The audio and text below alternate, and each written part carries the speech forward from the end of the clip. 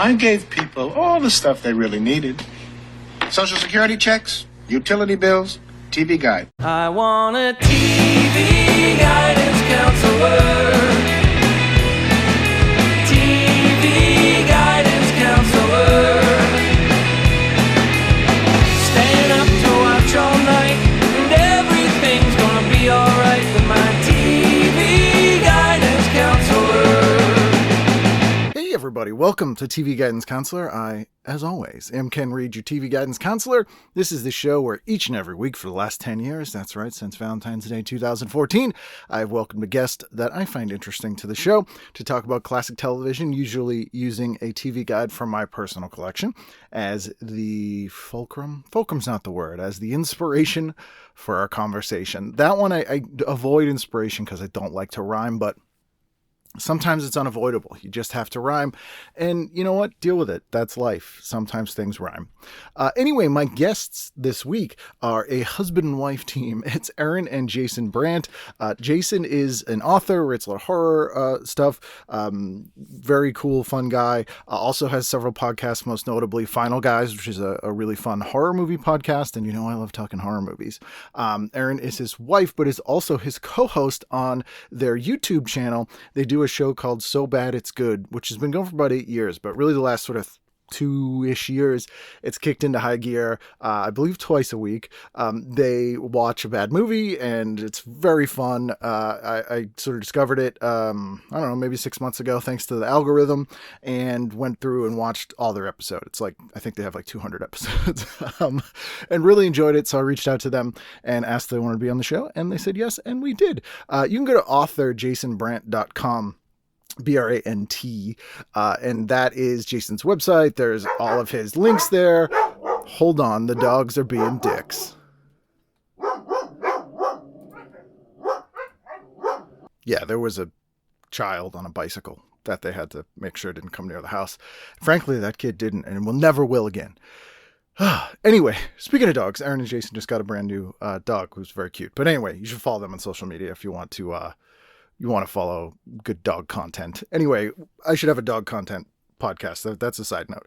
Go to their website, subscribe to the YouTube channel, watch the show. You'll really like it. Also subscribe to my YouTube channel. I would like to get 1,000 subscribers. I'm at like 900 and something.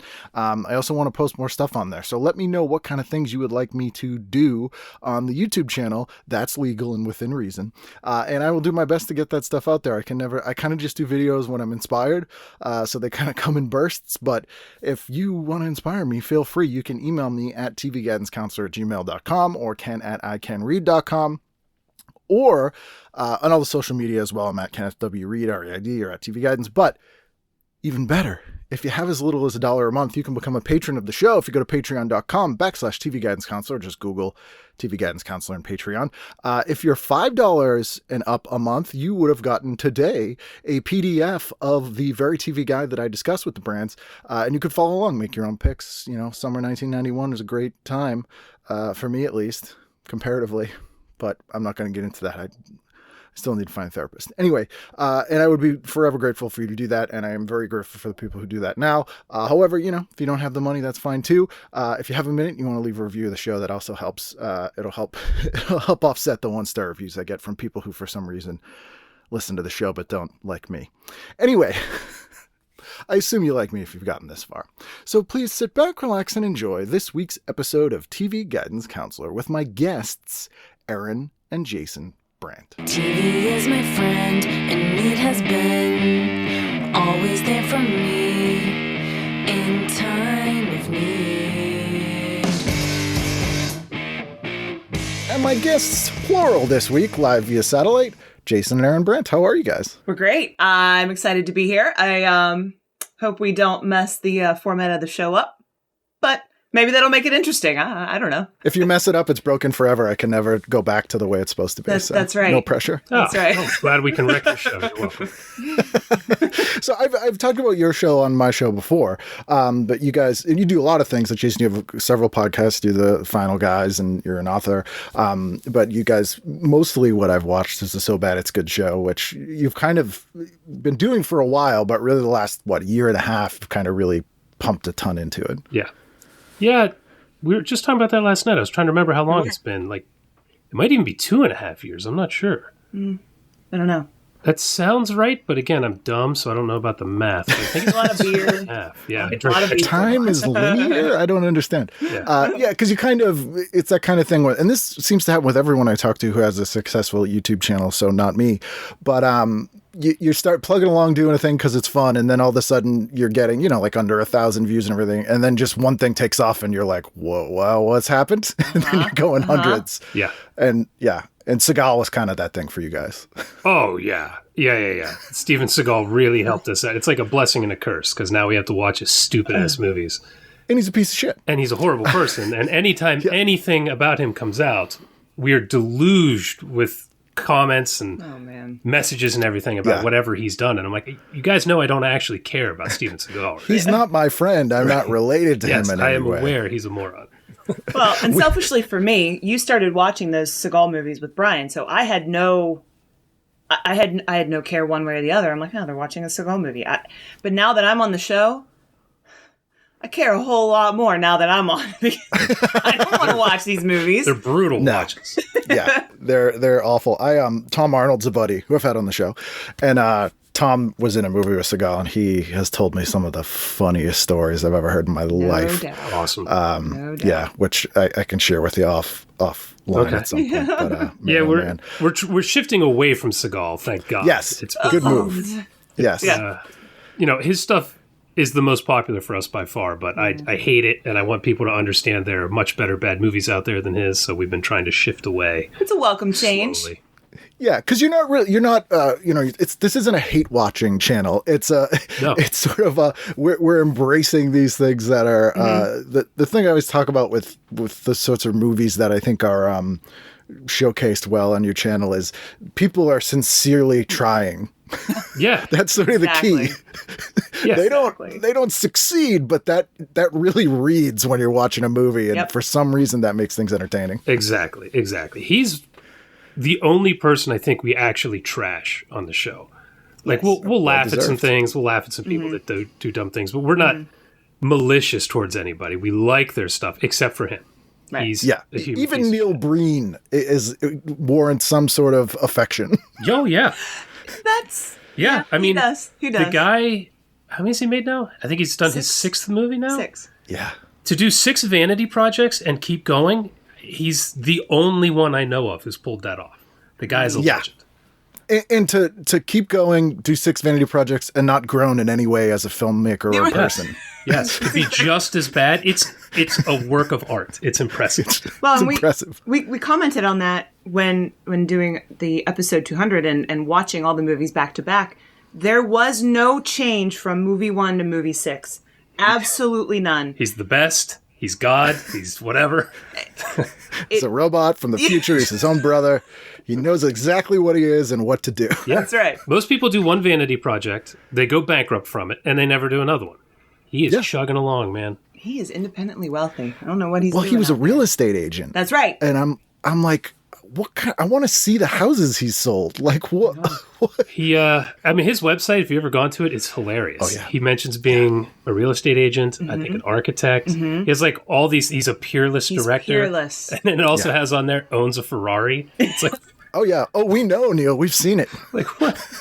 Okay. It's like an online dating profile. Yeah, you're right. Oh, he's the best. I love that guy. Owns a Ferrari. Love that guy. So I sort of bring all this up because the issue I picked for you guys, because Erin, you were like, give me a 90s issue. Jason wanted an 80s issue. I was like, let me split the difference. Get a 91 issue. But it's not just any 91 issue. This is the Sizzling Summer Sneak Preview issue with T2 on the cover. So this is kind of a golden age of big budget action movies. Yeah. Peak Arnold Schwarzenegger. Peak Schwarzenegger. And I have a theory that sort of the action movies of the 80s, which were the B movies and canon and all that kind of stuff, died with T2. And because we started to get all the big studios started making those movies. So then the 90s exploitation was like mostly erotic thrillers because they were like cheapest special effect is boobs. And the studios were like, we do a lot of that on our channel. So yeah, I mean, the studios were like, well, until Basic Instinct, they hadn't figured that one out. So this is sort of the last gasp of the made for cable stuff, and we start getting into the mainstream here. So this is kind of an interesting year, or I thought it is. Oh yeah, I mean the whole '90s was such a huge shift from the '80s. I think the whole thing is because the '80s was like, you know, glowing pink, and the music was just cocaine rock. You know, it was. I mean, I love all that stuff, but then the '90s was like grunge and serious tone, like everything sucks. It was just such a shift. It was an interesting time. I call the early 90s the hangover of the 80s. I mean, everybody just kind of needed to come down a little bit. They're not feeling so great. It's a little darker. Put your shades on and just let me, you know, kind of get through this moment. It's like the hangover. Yeah. The little anecdote that sums that up well for me is I'm not a fan of the band Motley Crue, but they put out an album without Vince Neil in like 94 or something. It was like their serious grunge album. And Kurt Loder was interviewing them on MTV, and he goes, so with this album, you guys putting the days of Girls, Hairspray, and Fire behind you? And they're like, what are you talking about, man? Fuck you. And then MTV just did an edit of clips from all their videos of Girls, Hairspray, and Fire. Like, they were trying to do that little hangover. They were like, we need some time here. Yeah, just a little bit. And there's also that kind of argument that like the 80s didn't really start till like 84. Yeah. That's true. It was kind of beige age, brown rainbow 70s rattan till 84. Yeah, it takes a while for it to cycle out of the system. The last decade to get out of the system, yeah. And the 90s kind of doesn't start till like 93, 94. Yeah. Yep, absolutely. Yep. So this is a New Hampshire edition. You guys both grew up sort of in western Pennsylvania, fairly rural, right? Oh, yeah. Very rural. Oh, yeah. Okay. She is very redneck. Very. It's true. It is true. So you had cable, though? Or you like, because it sounds like, Erin, you didn't see like any of these movies. And Jason, you're kind of revisiting a lot of this stuff. The movies we watch on the channel, I've only ever seen a couple of before. Usually they're new to me too. But I mean, we watch some pretty obscure stuff a lot of the times. But yeah, I grew up watching movies constantly. Like I've been obsessed with movies since I was 14 or 15. Yeah. The only time I saw cable was when I went to a friend's house. Okay. In town. Were you like soaking it in? You're like, what is this? I don't want, guys, leave me alone. I'm just going to sit here and watch. Well, I mean, yes. Cable was kind of mystifying, like all these things I heard people talking about at school, but I couldn't watch. And I remember this distinctly. I remember my mom was like, when you go over to Jennifer's house, don't you watch that South Park? And I'm like, South Park?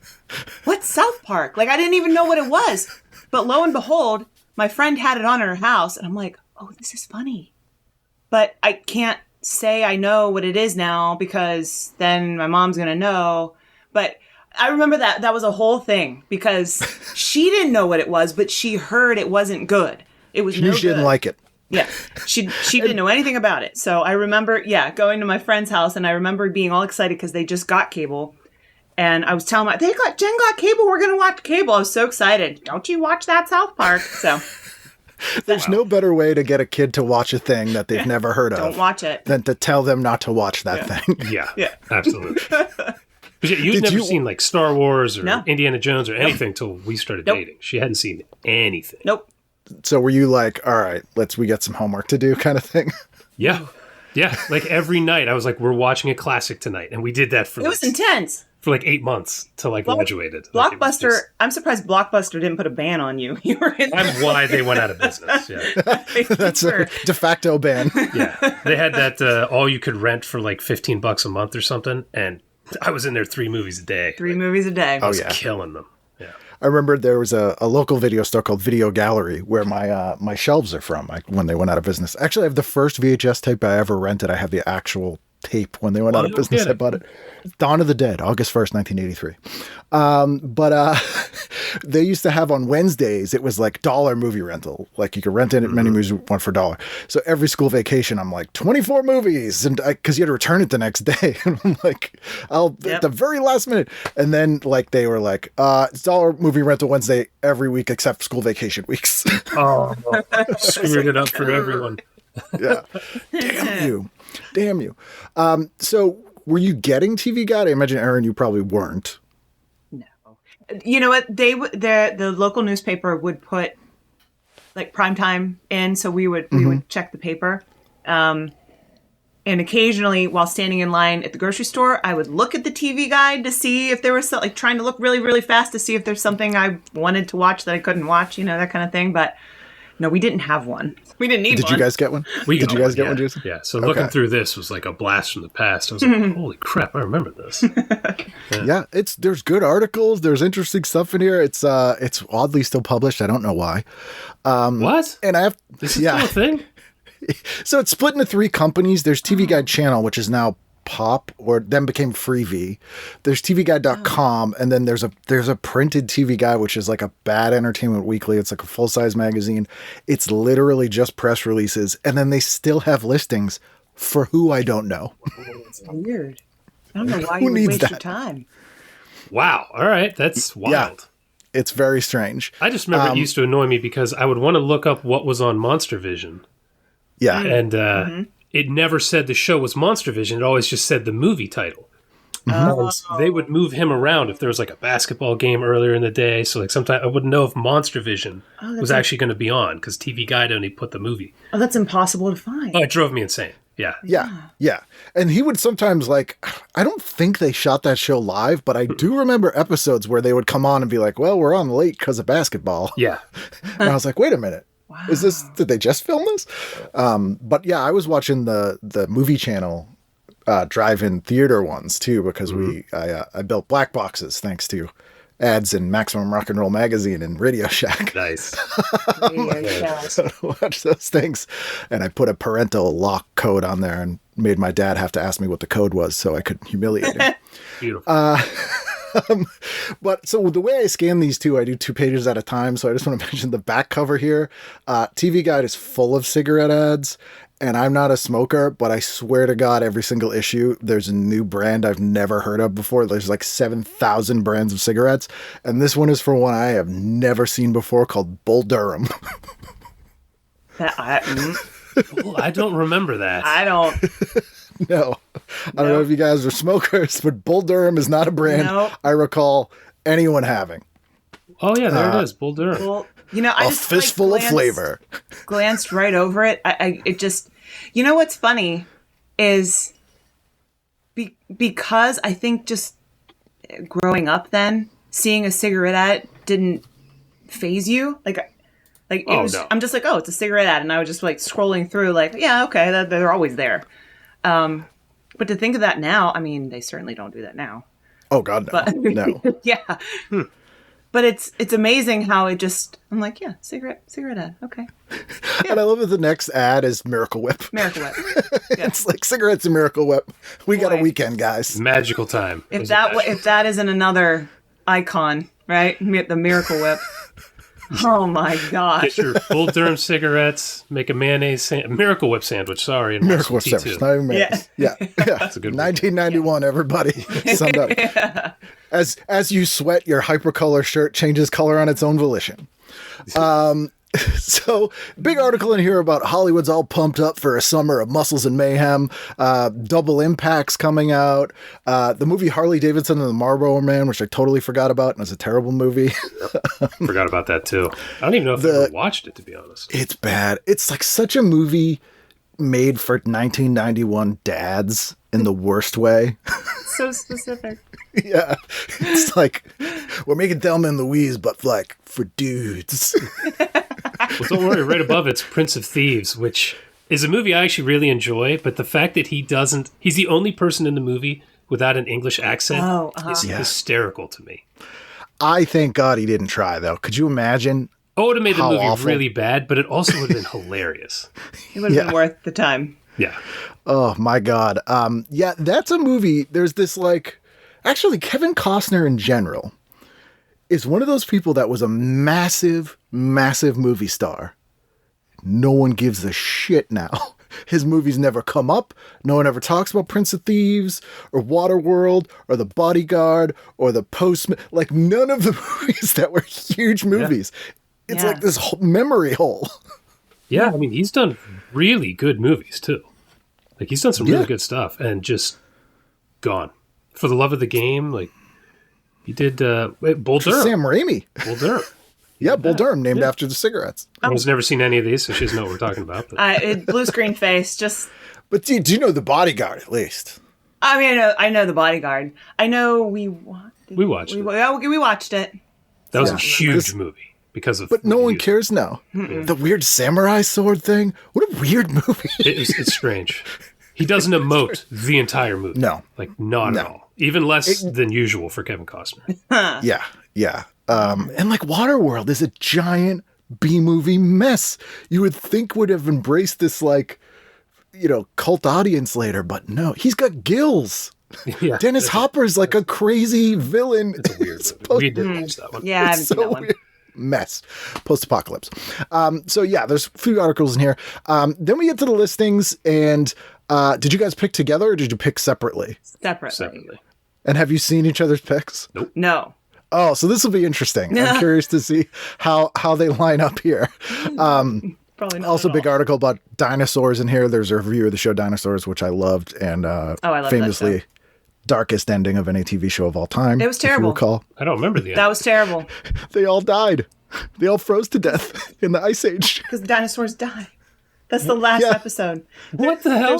They're sitting with the baby. Yeah. They're sitting with the baby, trying to tell him how to, like, not to be scared. Like, it's going to be okay.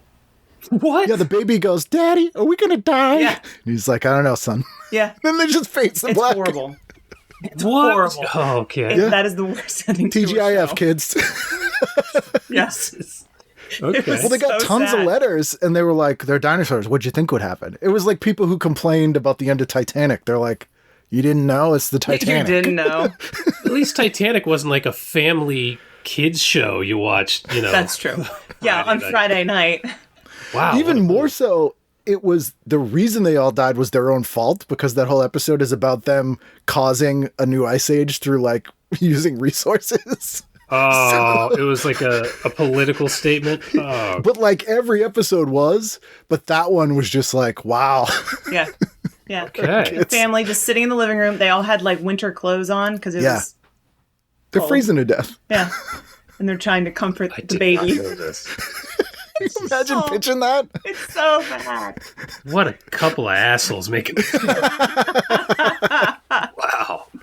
It's like, I remember seeing Transformers, the movie, in the theater, and I don't know if you remember what happens in that, but basically what the toy company wanted to do was kill all the Transformers from season 1 of the TV show so they could have all Oh, new you're talking the animated toys. movie. Yeah. Yes, they could have, the animated one. So they could have all new toys for the second season. But what it meant was all these kids were in the theater and you just watched all the entire cast of the show get murdered Yeah. on screen for like a half an hour. And kids were screaming and like freaking out. Oh, Yeah. Nothing Hindsight. like watching Optimus Prime die as a kid. yeah, he turns all gray. Yeah, and he doesn't come back. Didn't they do that with Duke in the G.I. Joe movie? They kill him, and Yep. I think they got cold feet at the end because the movie's ending, and you just hear someone like in the background go, "Oh, and Duke's okay. Like he woke up." Hey or guys. something. Yeah, and they did that because of the backlash they got from the Transformers movies. They were kind of putting those all in didn't production know at the that. same time. But it's the kind of thing where like they must have, as kids are being scarred for life, they're like, "Oh shit, we should have known this would happen." Cocaine, man, is the 80s. Yeah. Yeah. It's just coked just up. go right through We're gonna it. kill Yeah. Optimus Prime. It's gonna be great. It'd be great, and then kids will buy more toys. Yeah, this is perfect. So let's dive in here. Saturday night, what'd you pick? Ladies first. Let's hear what Erin picked. I would just like, I don't, where is it? I wanted to see if Jason could quickly scroll through there and maybe pick, I don't know if it's on this page. So Aliens has its network TV premiere. The 80. I can promise you I was not watching that. So a lot of these I didn't have access to, but there is one movie that was on. Oh, did I mess up? Oh, I messed up because it's not at the 8:00 spot, but I wanted to bring that's this all right. up. I wanted to bring this up. Space Camp was on. What? I didn't see that. Yeah, no surprise there. Space Camp was on. I think it might have been on at 6. I saw that and I was like, yep, I got to write that down. So that's not fair. But I have to say that if I had access to cable, it would have been very, very boring. After I had watched Space Camp for the 30th time, I would have been watching National Geographic. I would not have picked that for you. I would not have picked that. Okay. I was looking for like America's Funniest Videos or something.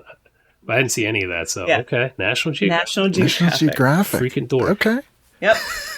All right. Did you just love that stuff? Or you're an animal lover. I mean, speaking of VHS, my dad found this like movie club, and he had National Geographics, and he could order videos that the National Geographic magazine put out.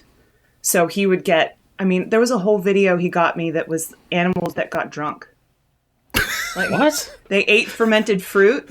So it's like Girls Gone Wild, but for like monkeys. Animals.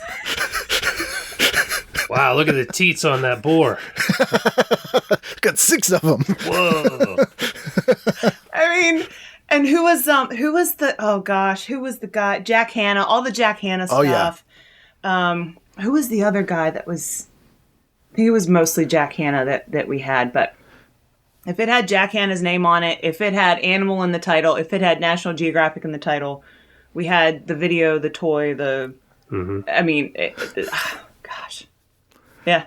Yeah. Surprising. Yeah. I knew that was going to be a curveball. What did you go with, Jason? You can probably guess what I went with. It was Aliens. I saw Aliens. I was like, that's exactly what I would have been watching.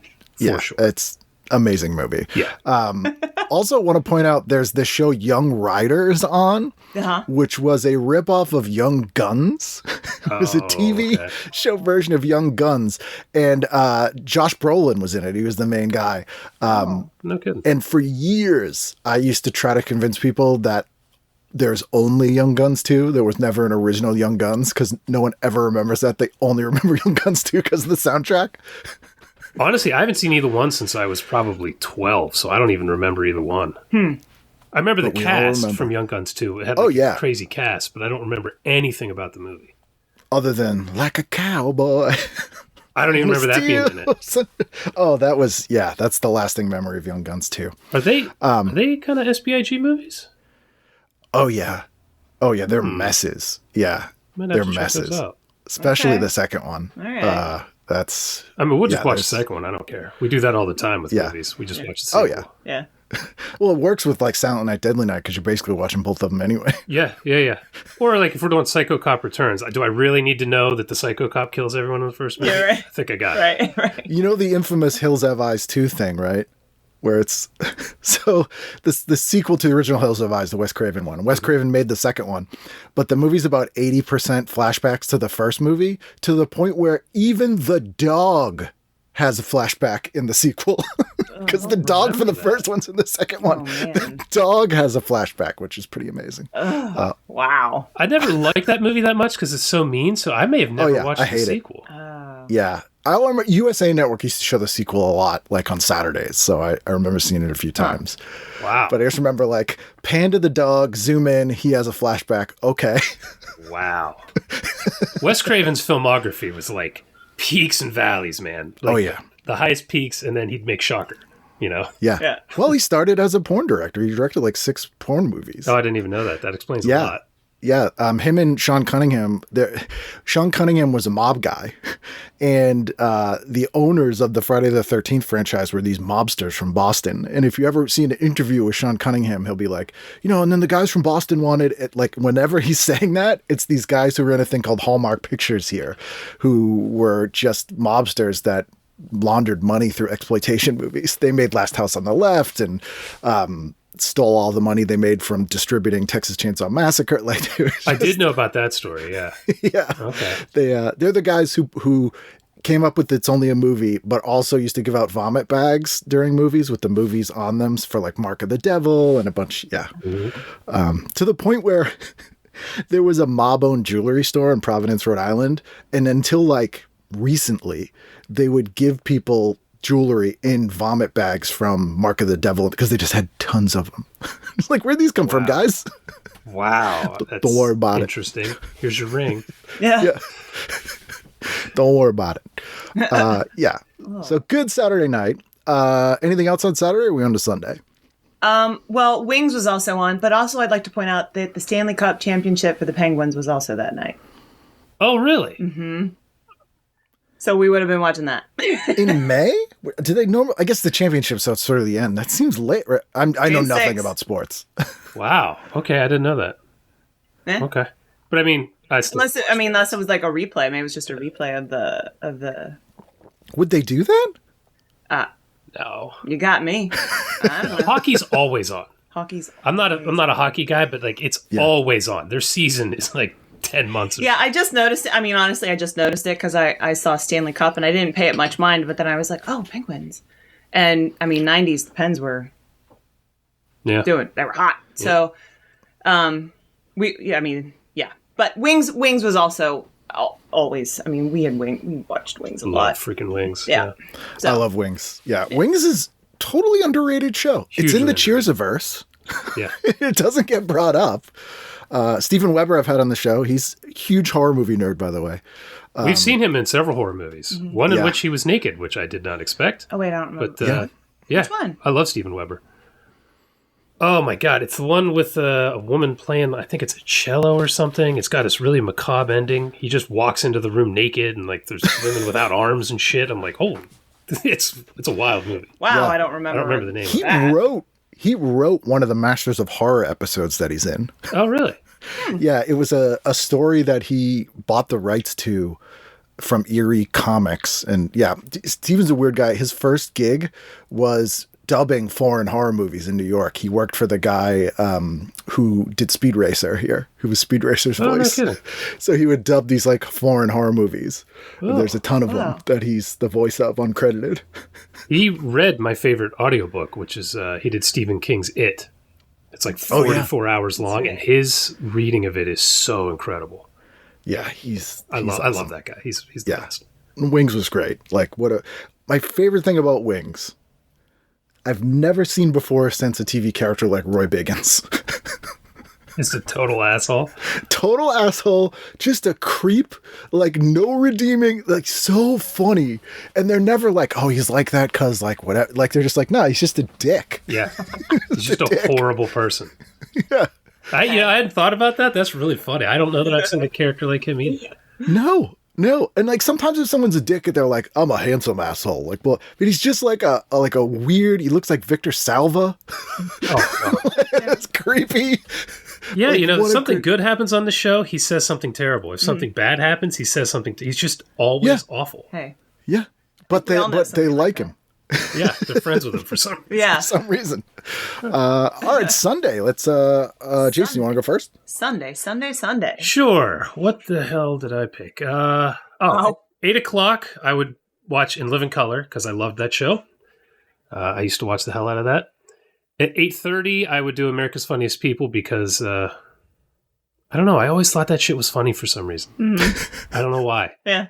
And then big Jackalope fan. Yeah, I would. Man, as a kid, I was like, "Oh, the Jackalope!" Jackalope. Oh my god! I don't know who was making those shorts, but that guy was so weird. And then at 9, I would watch Total Recall because I freaking love that movie. That movie's great. How about you, Erin? Well, I would be watching the funniest videos and then the funniest people back to back. I mean, it was like it was always on. You were like butt on the couch, ready to watch that. It's like that was Sunday night. I mean, ready to watch people just eat shit in America's Funniest Videos. Yeah, always funny though. Yeah, like I still will watch it. It's always funny. Yep. Some of the times I've laughed the most in my life have been from America's Funniest Home Videos clips. Yeah. Now they'll put in stuff like the show Ridiculousness. Like they'll even comment before you have this crazy video. Like everyone's okay in this. It's fine. You didn't have that then. You didn't know what the ending was. You don't know if that kid broke his face. You don't know if that person made it out of the lake that they just ramped their car into. Let's watch Grandpa fall off. You don't know. Some old aunt dancing on a table at a wedding and she just slammed her face into an anvil. And they're like, oh no. You don't know the outcome. Don't know, don't care. Next video. Yep. That was so funny. What do you got next? And America's Funniest People was such a weird... Because they're like... The show, Funniest Videos, huge hit. They're like, how can we do more of this? We don't have more videos. We'll go to malls and film people telling jokes and like have Dave Coulier do voices for a half. Oh my What? gosh. Yeah, we'll have Dave Coulier be weird. Super weird. Yeah. It would probably annoy me if I watched it now, but as a kid, I remember thinking, it was cool. Oh, yeah. Yeah. It was a lot of dudes with like faces painted on their bellies and those hat things, like dancing with their belly buttons, or like dudes Yep. with upside down with like that's right. chin faces. Just cringy shit.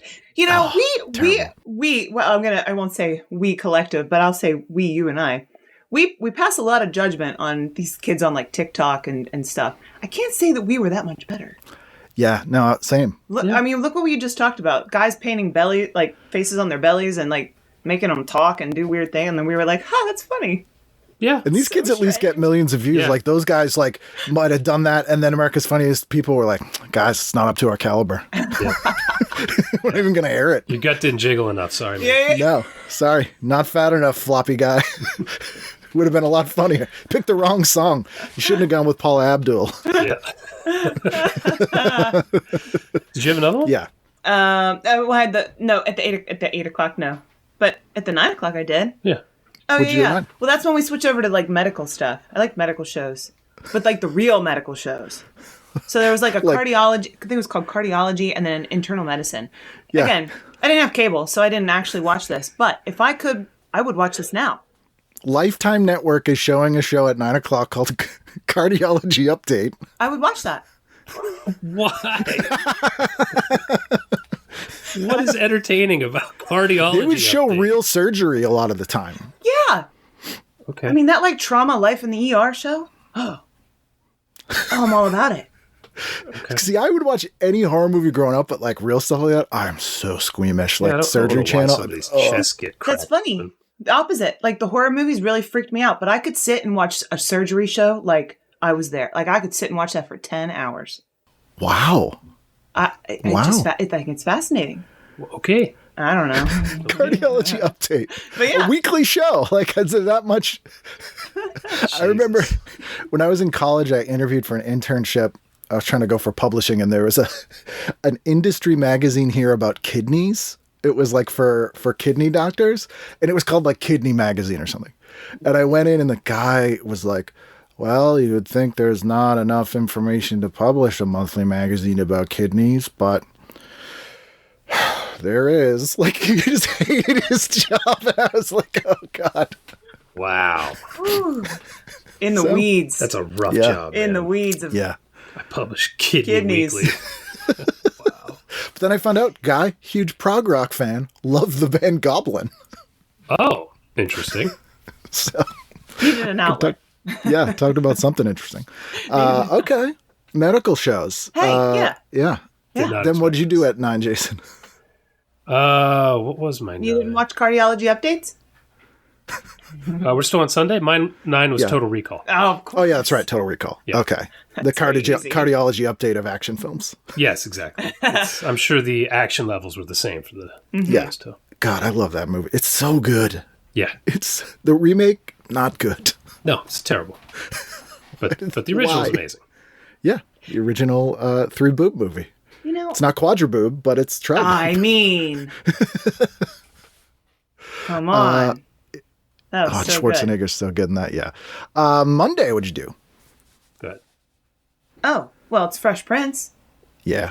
It's Fresh Prince. That's And fair. then it's Blossom. So, yeah. Yeah. I mean, obviously. Me and every other 14-year-old girl. And me. yeah. However old I was in that year, I wasn't 14, but yeah, me and everybody else. I've never watched Blossom. You'll be shocked to hear. Well, you download it and we'll watch it. It's pretty good, believe it or not. It's actually pretty smart. The guy who plays the older brother wrote the movie Freaked with Alex Winter. Yeah. And he was a writer for the Conan O'Brien show, like weird. And there's some funny stuff on that show. It's actually pretty decent. Joey Lawrence, not the best part of that show, but Not the best. Okay. Blossom. Yeah. How excited were you when he premiered Nothing My Love Can't do for your baby as part of a Blossom episode?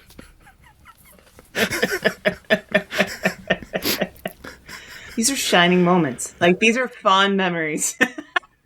The fact that was a legitimate big deal Yeah. is amazing. Yeah. Wow. If you want to see Joey Lawrence with like 2 big jeans, no shirt, and a leather jacket dancing, Yeah. You like and I know you do. That longer hair. But here's the other thing. My pickings were very slim. You know? So You just got networks. yeah, I just had network TV. So And Isaiah Thomas has a cameo on Fresh Prince that night.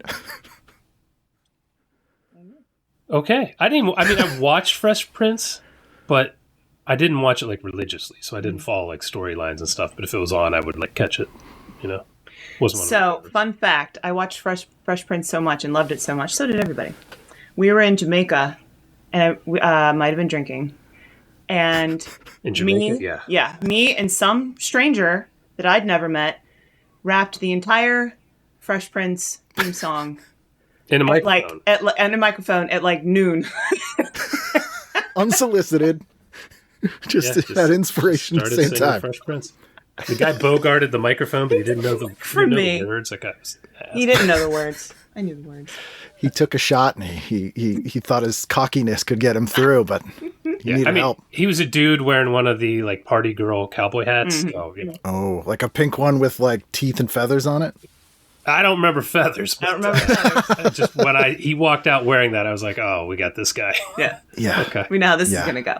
Yeah, he was exactly what I expected. Yes, he was. Guy was a cliche.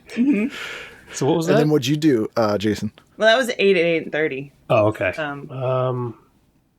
I watched MacGyver at 8. I freaking loved MacGyver. I revisited it maybe 10 years ago. I was like, wow, this is bad, but I still like it. It's bad. Yeah. This is the final season. He's in East Germany with his granddaughter because they tried to give her a spinoff knowing that they were like, MacGyver's not, let's have like a teenage girl type MacGyver. Yeah, there's ex-Stasi agents. It's a repeat. There is a thing on that you may find interesting though on Fox. There's a failed pilot that they're airing as a TV movie. So the cool thing about May and June was they would often burn off failed pilots as movies. And this was for a vampire sort of soap opera TV show called Blood Ties that they didn't pick up. TV Guide only gives it 2 stars, but it's Blood Ties bind assimilated generations of modern day vampires in Southern California in this 1991 TV movie blending dark comedy, intrigue, romance, and the supernatural. It has Kim Johnson in it, Jason London, Michelle Johnson, who was in Waxwork, Bo Hopkins, Grace Zabriskie from Twin Peaks. Yeah. So this was like a vampire Dallas. I'd never heard of this. Wow. That's interesting. Okay. Only aired once. The movie was a bomb, but kind of an interesting thing. The ad is really bad. It's Blood Ties with the moon is one of the O's. And it says exciting, seductive, terrifying. Nice. Don't say you haven't been warned. Generic. Very generic. Okay. Yeah, so there's that. Yeah. And then at 9, what'd you do? After MacGyver, I watched Lock Up with Sylvester Stallone. I saw that was on, so that's what I would have gone for. Yeah. Yeah. Arnold Stallone 1 week. I mean, that's a good week for me. So Yeah. yeah. What'd you do at 9, Erin? Murphy Brown. Oh, nice. Okay. And then usually I went to bed. So 9:30 didn't happen much. See, I was a big Designing Women fan, so I couldn't have missed Designing Women. That show still holds up. Very funny. Very funny show. I'm sure I've never watched it. I remember it being very on, good. but I don't think I ever watched it. It's very good. Murphy Brown, good show, unwatchable now. Because you need to do like hours of research to understand any of the jokes. Because they're so topical. I got no idea. Oh. Like the thing that made it good makes it unwatchable now. I'd be curious to go back, like you're saying, and watch it now. I mean, I wasn't a huge Murphy Brown fan, but I remember it was on. So It's weird when I think about it that we're kids at this time, that you could get a child to watch a show about a middle-aged woman who works at a TV station. yeah. My mom would have Murder, She Wrote on, and I'd watch it. I was like, it's a pretty good show. Mm-hmm. There's an old woman just like talking the whole time. Yeah. Can you imagine trying to convince like a 9-year-old to watch anything like that? No. Oh my gosh. I can't imagine talking me into watching it now. I'd be like, No. Yeah, watched it at the time, not watching it now. yeah. Are there boobs in Murder, She Wrote? I hope not. I do want to mention, I know you don't do TV shows on the show, but at 10 o'clock Monday, even though it's outside the purview, the show Hunter is on. And Hunter is the closest you will get to a canon action film as a weekly TV series. Hunter. It stars Fred Dryer, ex-football player. It's super violent and weird. There's an episode, a Halloween episode called Killer in a Halloween Mask about an actor who's like horribly disfigured and is just murdering people. Like so bizarre. And almost every week, for no apparent reason, there's a cameo by a WWF wrestler. Oh my gosh. I've never been able to figure out why. I need to see this. Yeah. And they don't make a big deal out of it. Like there's one where Jesse the Body Ventura is in like the opening scene getting roughed up by cops and then it never comes back again. Like, No kidding. Why? Just weird. All right. Yeah. Grim, violent show. Weirdly funny. Very interesting show. I've never heard of this. I want to watch it. There's also, before we get to Tuesday, there's an ad in here for the official Star Trek chess set, Oh, geez. which I'm not a Trekkie, but this is interesting. It's only 6 monthly payments of $29.50. Oh, Oh my gosh. God. It looks super futuristic. It's fancy. A lot of my friends would have nerded out over this pretty hard. Yeah. I was never a Star Trek guy, Me either. but the Star Trek nerds are hardcore. Did you or your family ever order anything like that, like the Franklin Mint or like collector plates or anything like that on Yeah. TV? Collector plates for Yeah. family. Yes. Oh, which ones? Like Elvis or? Oh gosh. So my mom had a bunch of Thomas Kincaid. Okay. I don't know if that rings a bell. I have a Magnum PI collector plate that someone sent me, but Oh. I do call it Thomas Kincaid. Yeah. My mom had a bunch. She had like a Native American series. She had the Thomas Kincaid series. She had, she got me cats. Okay. Like Not the Broadway show. no, Actual no, cats. just kittens. Kittens. I would say that's a weird thing to collect, but I had Garfield. Oh, nice. oh, I okay. had Okay. Garfield. Yeah. Collector plates fascinate me because it's like, why don't we make a thing that people pay a lot of money for that the thing it is unusable? Completely. Yeah. They're small. You Hard there's to nothing you can do display. with them. They just explicitly tell you not to eat off them. Yeah. Like, I would say that's a dumb thing to collect. But I collect bad movies. What you know? yeah, but that's at least an experience. Yeah. Oh, look at me. I mean, that's room. I collect the weirdest things, but yeah, I'm like, plates? Come on, man. Yeah. It's weird that it was popular enough they advertised it. You know, A lot. Yeah. A lot. strange. Like that was a for quite a few years a birthday gift and a Christmas gift. Like that was one of the, because that was it was a collector's thing, so it was valued, right? So to complete that set, yeah, exactly. They're like, this will pay for your college, honey. Exactly. So I got Garfield was the one. I think my mom completed the set for me. Wow. How much? But you is it didn't worth take now? it with you when you moved out? It's not in the home now and prominently displayed? I think they donated them. My dad was like, "Do you want these?" I'm like, not really. Oh, it doesn't surprise me. As someone who frequents thrift stores, they are filthy with collector's plates. What a weird thing, man. Garfield and Odie. Yeah. My dog was named Odie at that time. Tuesday, what'd you do? Good. Tuesday was all about who's the boss. Oh, okay. Yeah. Final season of Who's the Boss. Who's the boss? Was it a marathon?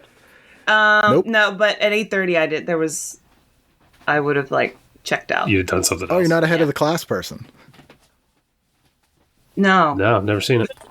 Head of class wasn't bad. It was about like an advanced, like a, not genius, but like the smart kids class at like an inner city school in New York. And at this time, they were the first TV show to ever shoot in communist Russia. They did a 2-part episode where they went to communist Russia. But they would also every season do a musical like a high school would do. Oh. So they do 2 episodes of like, once they did Little Shop of Horrors, they did like, it was very weird that they got away with this. No. Tony O'Dell is in it, who you probably know from Chopping Mall. He's the sort of preppy blonde guy. Okay, The only two things he's done is head of the class in Chopping Mall. That's pretty much it. Yeah, I haven't heard of that. No. Yeah. And Who's the Boss was a show I watched every week, didn't enjoy it, still watched it every week. Well, again, not many choices on. Yeah, like what else TV, you gonna do? Not watch anything? Yeah, Tuesday's kind of a wasteland, huh? Tuesday wasn't a great. That was probably the night that we would go to the rent a video. Tuesday and Saturday. We always went on Saturdays and rent a movie. Oh, Because Tuesday, because that was normally like a Friday night thing when I was growing up. Was like get a pizza and a movie. But Tuesday, that's a good call. That's smart parents. I mean, it's better than most of what's on here, I guess. Yeah. I watched Rescue 911. So good. I loved watching that show. It's amazing. Is it's it amazing? Can you find it anywhere now? Is it like They're all on Tubi or something? YouTube. A few years back, I had friends that worked at Adult Swim, and I was like, why isn't this a show on Adult Swim? Because it's a genius show, because 911 calls are public domain, so you don't have to pay anyone for them. You have not intentionally bad reenactments, but my God, are they hilarious. And unlike Unsolved Mysteries, they never would show ones that ended like dinosaurs. Like, you always knew the people were okay. Right. And they were always all Southern. So you'd hear the voice of, like, I remember there was a kid playing with M80s in his room, and the bad reenactment was a kid just like, and then the kid calls, he's like, I blow my hand off. It was like, oh, there's a Christmas special. There's a Rescue 911 Christmas special. And one of the segments, this kid's in a car stuck in traffic choking. And a guy dressed as Santa Claus comes over and gives him the Heimlich maneuver and disappears. The woman on the call is like, my son's choking. Oh, what? Santa Claus is here. Like, it's the weirdest thing. That's amazing. But you know, if you think about this, there's an overriding theme here. It's just people being people. Rescue 911, funniest home videos. Yeah. And then fast forward to now, like, ridiculousness. It's brilliant. People just doing people things. And it's hilarious. Yeah, it's when it's pre-internet, pre-streaming. They kind of figured out that's what people wanted to see. Yeah. Just, Doing dumb shit. yeah. I do mourn the loss of the reenactment, because now that everyone has cell phones, we just see the actual footage. But my God, is a reenactment great? Matthew McConaughey in Unsolved Mysteries is amazing. It's like, this dude won an Oscar. Yeah, And Hey. he's interesting in it. Do you have a favorite Unsolved Mysteries segment? Oh man, I haven't watched them much since college. I always like the aliens ones. Oh, those are good. I always loved those. The Matthew McConaughey one cracks me up. Yeah. There's a haunted bunk bed one that I particularly enjoy. I do not remember that. Oh, look that one up. Look up Unsolved Mysteries haunted bunk bed. It's so good. Man. All right, I'll check that out. Haunted bunk bed. It's these people with a clearly bullshit story. Like, you know how the Amityville horror people just wanted to get out of their mortgage? Yeah. It's clearly people like that, but they make up the dumbest story. And Unsolved Mysteries takes it really seriously and makes it all happen on screen. Like, it's just They ridiculous. were buying that bed on layaway, so they made a Yeah. On layaway. Yeah. We went to Kmart. It took us 6 months to buy this bunk bed. On layaway. I had a bunk bed, but I was the only one. Like, my parents bought me a bunk bed, but it's just me. I think it was cheap or something. Maybe, yeah. Huh? Weirdest thing. Oh, I don't know why. That is Yeah. strange. That's weird. Yeah. So you're doing Rescue 911, and then at 9 o'clock, what are you guys doing? 9 o'clock, I had on WWF Wrestling. Of course. Yeah, because I haven't watched wrestling in 25 years almost. Couple weeks. But yeah, Couple weeks. Yeah, since yesterday. But man, back then I loved watching like all the cartoony guys. And my buddy Dave, who's on So Bad It's Good with us sometimes, when he's down and we're cracking beers, we would just watch old hilarious wrestling clips, because there's nothing funnier than old pro wrestling to me. That shit is pure entertainment gold. I make her watch it sometimes. I was just going to say that, She yeah. hates it. And I'm like, this is so funny. You're dying. You're practically crying. And you're like, isn't that funny? Like, this is dumb. I'm like, yes, that's the point. It doesn't. But his name is Doink, and he's a clown. Don't you understand? He's the Yeti. I don't know why he's dressed like a mummy. I don't know why he's saying Yeti instead of Yeti. You love it. He's an overweight white guy, but he's Akeem the African Dream. Don't you understand? Yeah, exactly. Oh. So I would have been watching that because, Yeah. But back then, I thought like that shit was real. Yeah, of course. Like Hulk Hogan was saving the day. Now I'm just like, why is he playing an air guitar in the middle of a fight? No one told him to cut his hair. Right. Like his wife was abducted, and now he's in a fight for her, and he's playing the air guitar. And he has He's a real skull. American.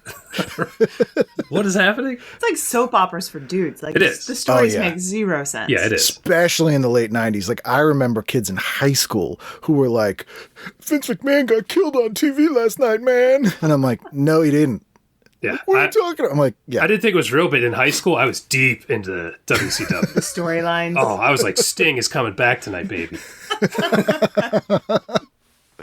Wow. Did you ever go to after that. tapings or live? I went to events? one wrestling. No, I went to one when I was really young. I don't remember a lot of it. It was a WWF show. I couldn't even tell you who was there. And then I went to one in high school, probably my senior year. It was a house show. It wasn't a taping, but there were huge stars. Like Goldberg was there, and Scott Hall and stuff. We lost our minds. The place was like so loud. And I'm 6'3", and I had to stand on a chair to see over people because they were holding signs up and had their arms up, and I couldn't see anything. And it was crazy. It was like being at a crazy rock concert. I mean, it was nuts. Wow. Did you ever go to any live things like that, Erin? Ice capades? Like that? Disney on Ice? I was going to say the closest thing was Disney on Did you watch Surgery once or something? It was live surgery on ice. No, but I can tell you a really terrible story about sort of kind of like that. Do we have to hear it? No. You could edit it out, I suppose. Now I want to. You could edit it out. So what I just think 80s kids just had a different skin about them. So the elementary school, I can't remember what grade it was. It was way too young. It was like when you first started health class. It was like, I don't know, It's second usually grade 6th or 7th grade or something? First, Oh. it was like young. It was young. Like teaching you, what health is. So we would tour the hospital. And somebody thought it was a good idea to tour I don't know what it would be called, but it was like a room that had like the jars of preserved like parts. Oh, like a pathology room? Yeah. Yeah. And I swear to you, there was a fetus in one of the jars. And they took us by, and then the person giving the tour, I think even said like, da-da-da-da-da, but paid it no mind, very like sterile and very medical, just like, ba-ba-ba-ba-ba-ba, and then moved on. Every single kid in my class went home, bawled their faces off to their parents. And the next day, every single parent was in that school. Like, what did my child see? Because we couldn't articulate, like exactly what. You're like, it was a baby. We saw a dead It's like the end of baby. MASH. Yeah. And they never did the tour again. I don't know whose idea it was to take these little munchkins into the They gotta pathology learn. lab, but I remember we went to the State House, and there's a statue of some old senator named John Hooker here in Massachusetts, and we're all laughing. This is like 3rd grade.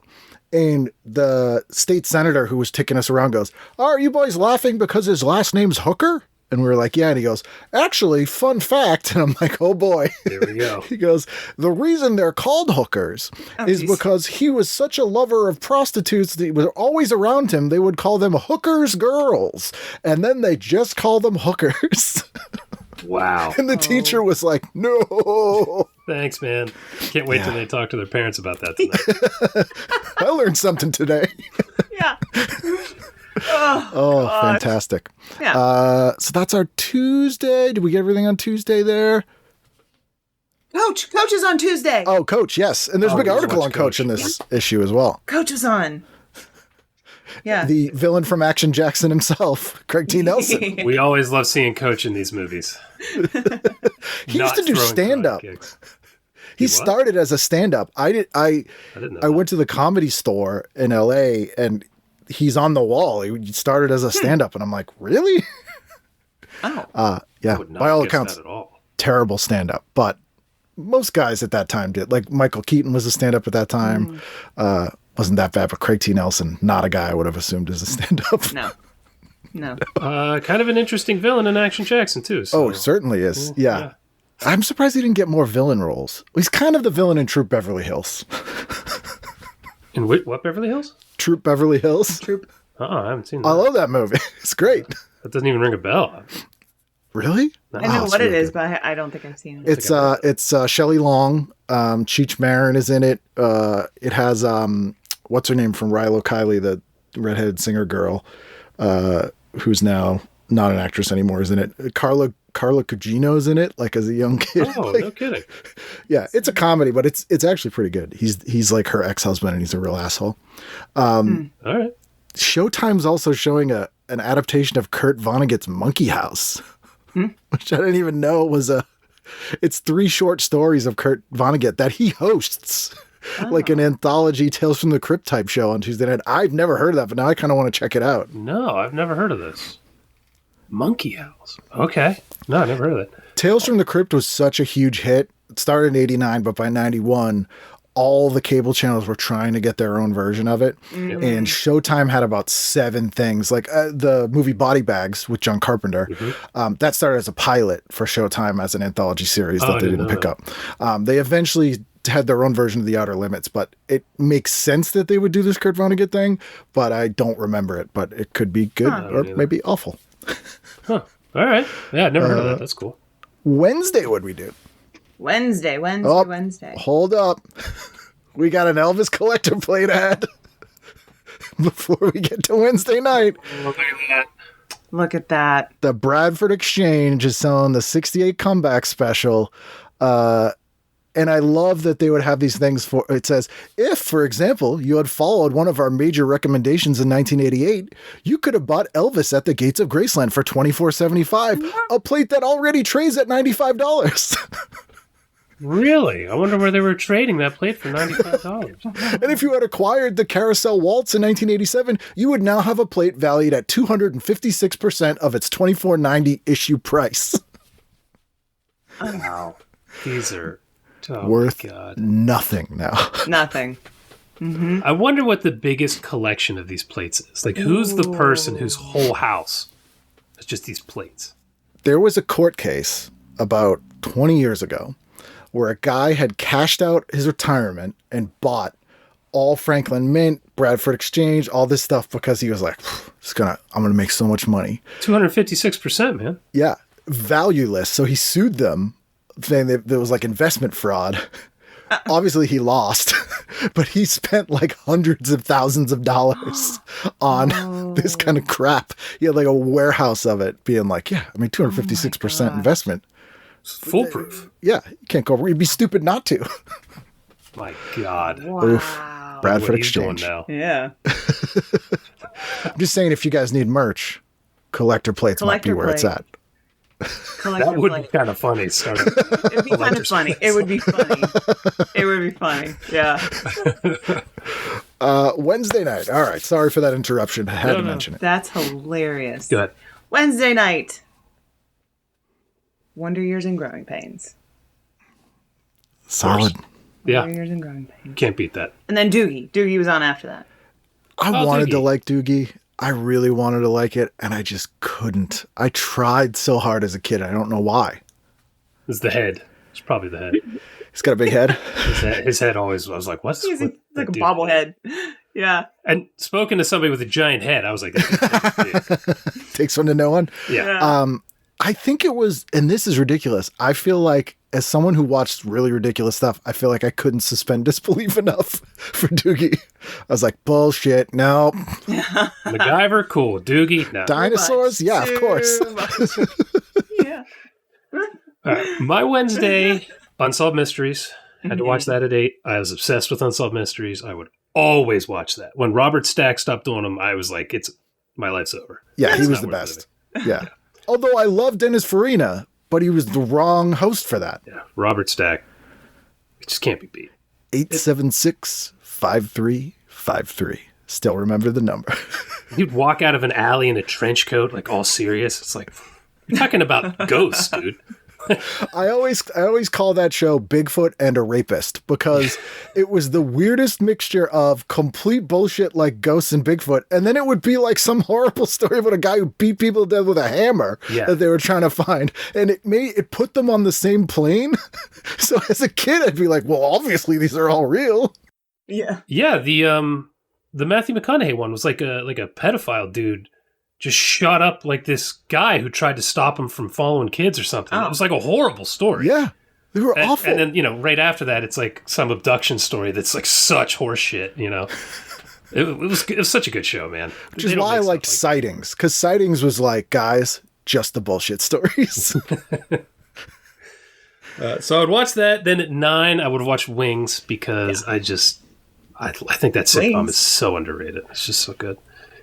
And then at 9:30, this is just what I would watch now. It's definitely not what I would have watched then. American Ninja 3 Blood Hunt. It's it's just one of the great bad movies. Like, that movie is so freaking terrible. I love it. And it's the movie for people who are like, I want to watch American Ninja without Michael Dudikoff. He really is distracting. Yeah.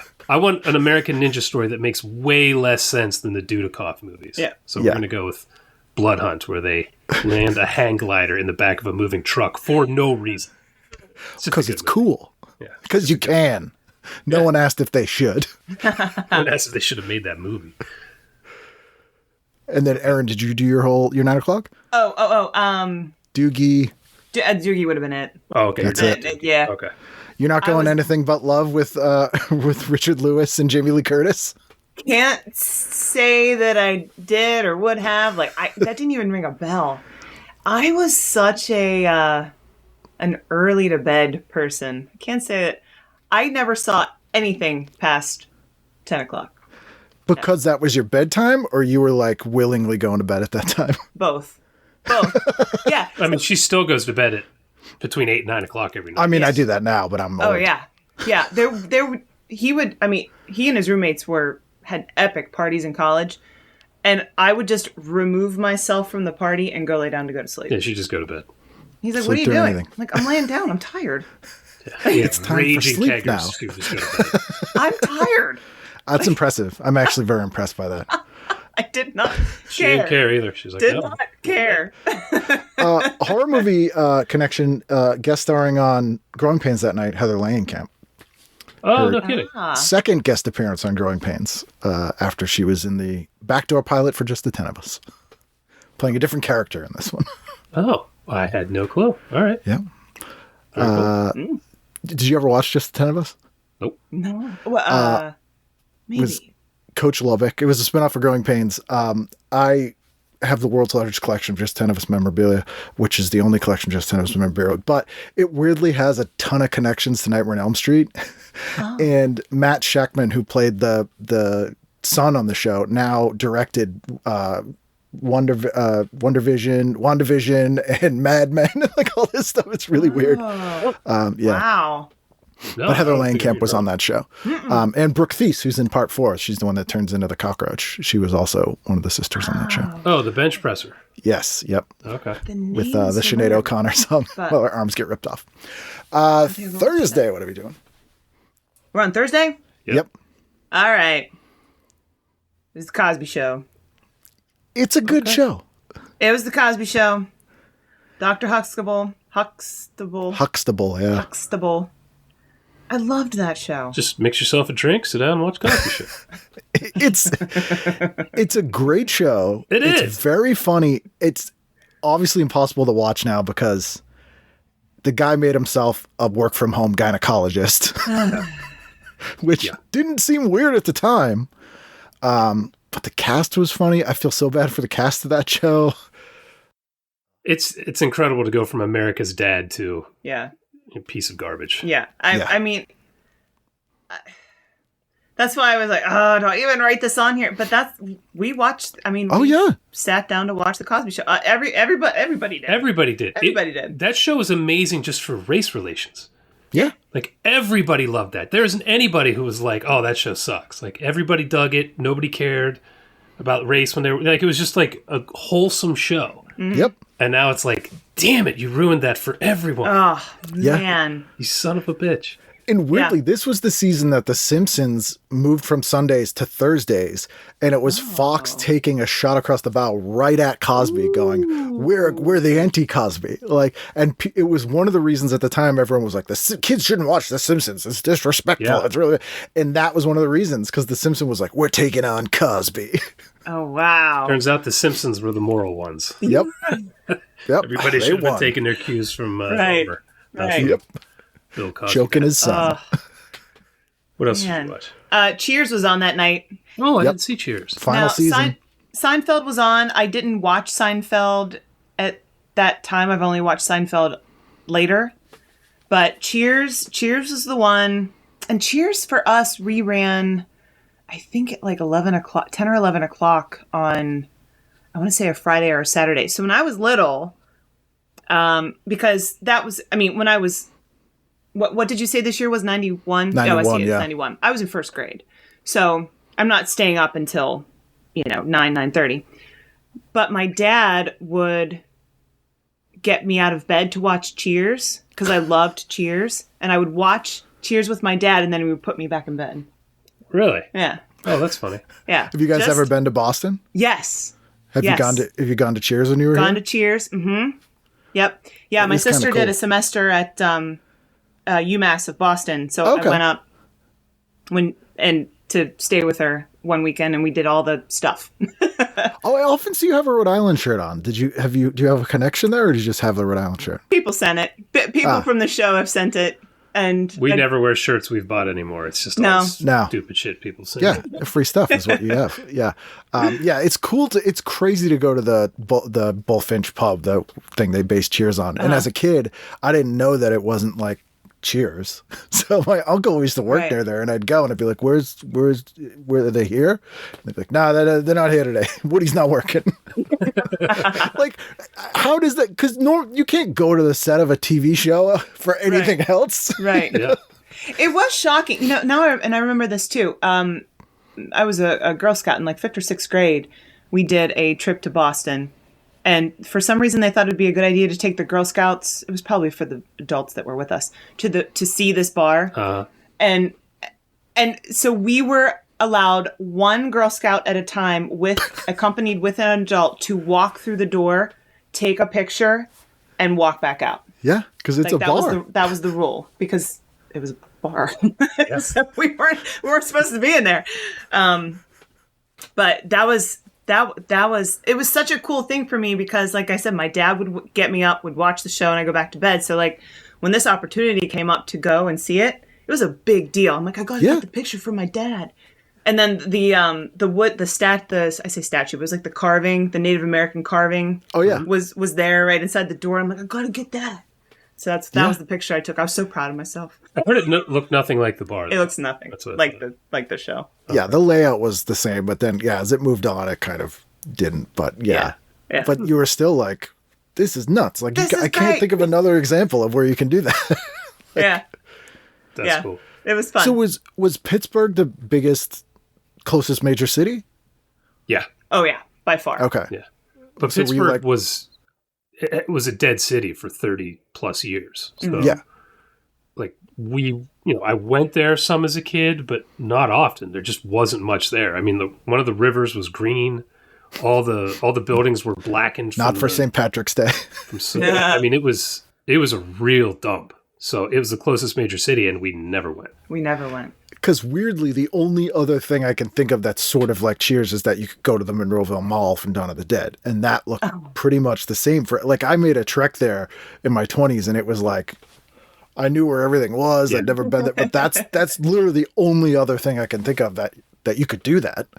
And I did that in my teenage years. Yeah, I'd been to the Monroeville Mall before. I just grew up with it, but I didn't know its significance until I saw Dawn of the Dead. Yeah. But Pittsburgh's not shitty anymore. It actually Like the year I moved out, it started getting nicer. So. Really? That's interesting. Do you think that's a coincidence? No. That's when I used to dump this green dye in the rivers. Yeah, when I left, they were like, finally, we can fix this place up. See, now here's a question I have for people that grew up in that area and you'd gone to the Monroeville Mall. It's like your local mall before you saw Dawn of the Dead. Then you see it, and is it like, what the hell? Well, anytime we would hear of anything being shot in the area, we were like, why would you shoot a movie here? You know? But it wasn't until later. I was like, because it was like grimy. Like it looked like a gnarly city. Like that's where you would shoot Gotham because it looks like shit.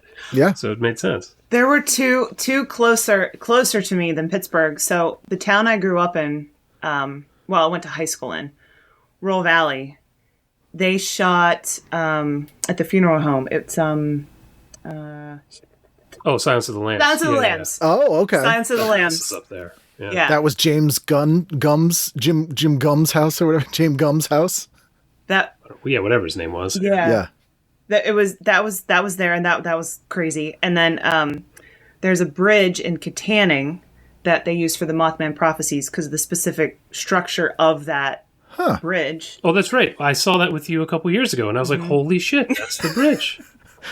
Yeah. Weird that they shot in this town. You know. Yeah, you want a grimy town, you go to Katanning. Yeah. I always just think of the Romero movie Martin as Pittsburgh. That's like the Pittsburgh that I think of from 1978. Great movie. It's about I don't remember that. Oh, I remember the movie. I don't remember Pittsburgh, though. It's probably his best movie. It's like Pittsburgh. It's very like decline Pittsburgh because the whole movie's kind of about like the New World, Old World, Rust Belt, but that's what I think of. And what you described is like in my head, that movie. It was something. It was really something. I mean, you didn't go there. You didn't want to go there. Yeah, it wasn't because it was was violent or anything. No. It was just a dump. It's nothing there. The pierogies weren't that good. It wasn't worth going. Yeah, I get pierogies where I live. You know, from a Polish woman that probably made them from scratch. Yeah. Yeah. Now it's nice. Now we go back and I'm like, where was this shit? You know, because I did an internship there after college, so I lived in Pittsburgh for a couple months. I was like, this is not nice. This is rough. Yeah. Now it's pretty nice. Is it Mr. Rogers is Pittsburgh? Yeah. Okay, so you still shot that there, yeah. Because I remember going to the airport and they had the make-believe little trolley thing on display there, and I was like, and started tearing up because my brain's broken. It's so funny. It's not funny, but because that was on the public television for us, I never associated with Mr. Rogers being as big as he was until I was an seemed adult. Local. Yeah, it just seemed like a local thing. Yeah, and so when you start to kind of recognize it, but then when they had the Mr. Rogers movie come out, I was like, wait a minute. Other people know? He wasn't talking to me? We didn't feed the goldfish, just he and I, and sit, and he would count a minute so kids could understand what a minute was. Oh, yeah. Like, you just sat there and watched the clock. There's no music. You just watch the clock. And it was like the greatest thing. But that, I don't have kids, but I have friends who have kids, and they've speaking of what we were speaking about earlier, where you're like, you couldn't get a kid to watch this, they've shown kids old Mr. Rogers and they love it. Like, it still works, even though nothing about it is anything like is on. It's slow. It's like, but it still works for whatever reason. It's still really good. Actually, Romero directed shorts for that.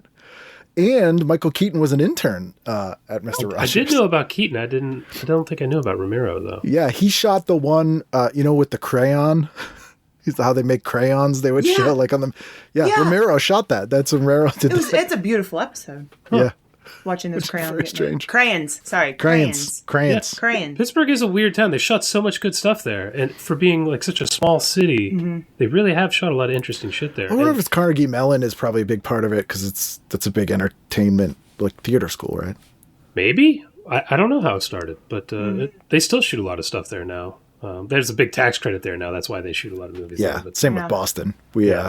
The Teamsters chased everyone out of Boston for a long time, and they had to really get the tax credits going before people would come back.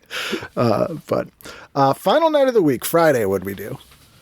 Come on. I don't think I did my Thursday. You didn't do Thursday. Oh, sorry. And it's very important. Yes. Actually, I had to change mine when I saw hers because I somehow missed Cheers and Seinfeld. So I would have definitely watched Tarantulas, the Deadly Cargo, Yes. just because of the title. And then Yes. I saw it's a made-for-TV movie, so I probably would have stopped halfway through because it would have sucked. And I would have definitely watched Cheers and Seinfeld. Yeah, because I Yes, love those shows. they only give this 1 star. Claude Akins is in it.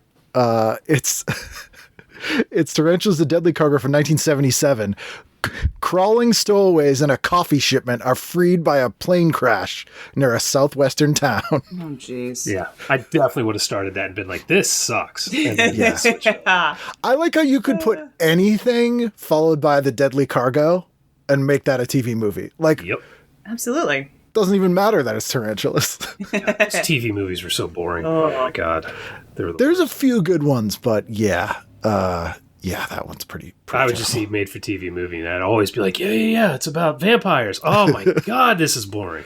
Have you ever seen the ones Wes Craven did? He did 3 made-for-TV movies. I don't think so.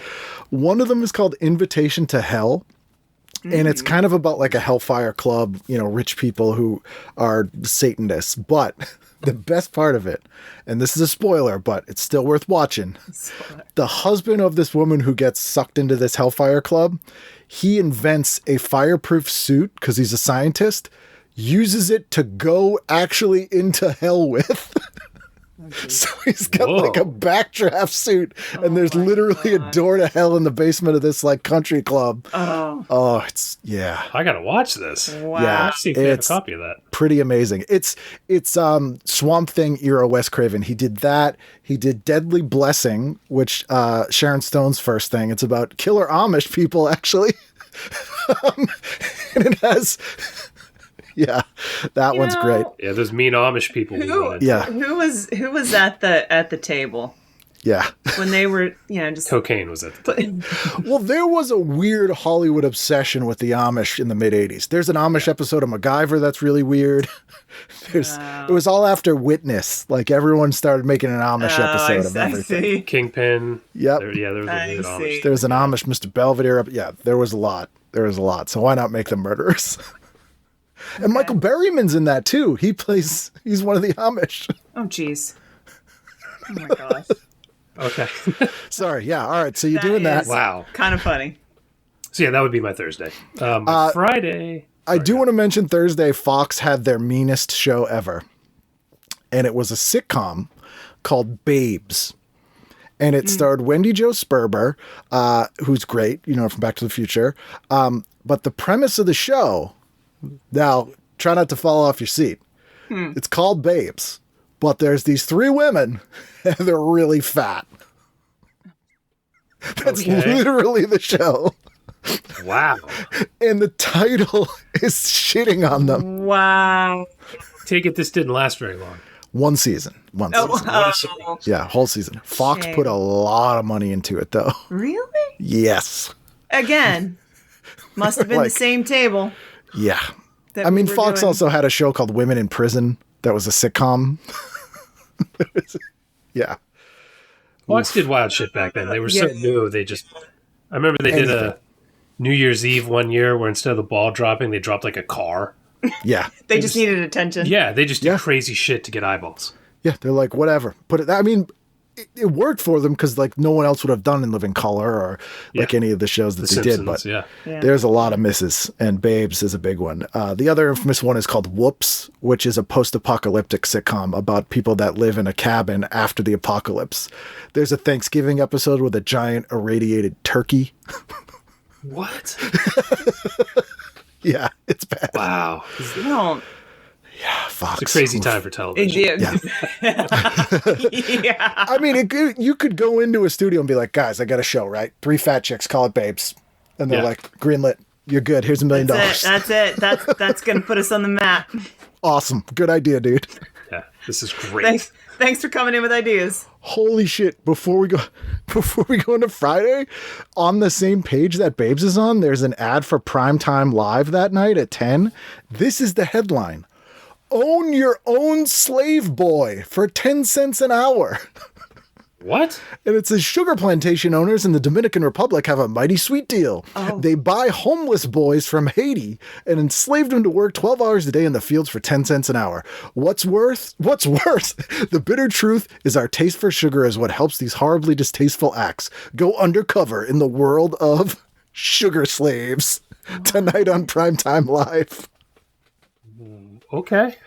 I love how they're trying to be like, we're the good guys here, but this whole thing is just exploitation and sensationalizing this thing. Sugar slaves.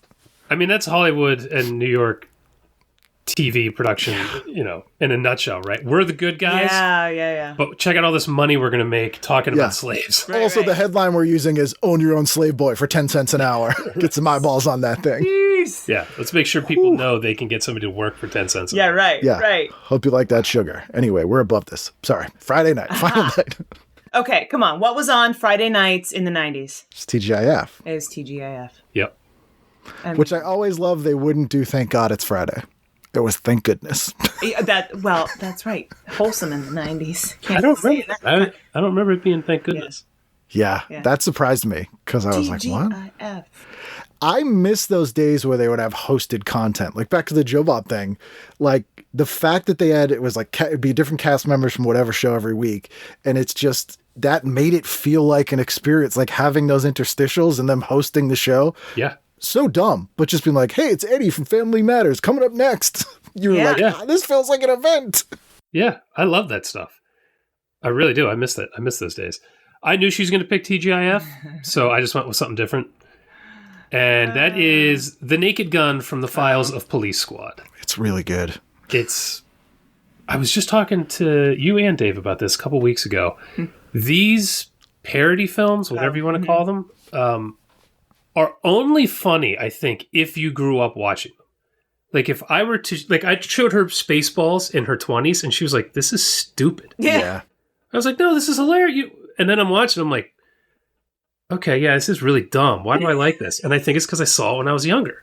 But you also have never seen Star Wars and that stuff when you saw Spaceballs, right? Like, that was new. She had. Well. We watched it. Okay. We watched Star Wars, and then I thought, oh, she'll like Spaceballs now. And she was like, this is stupid. No.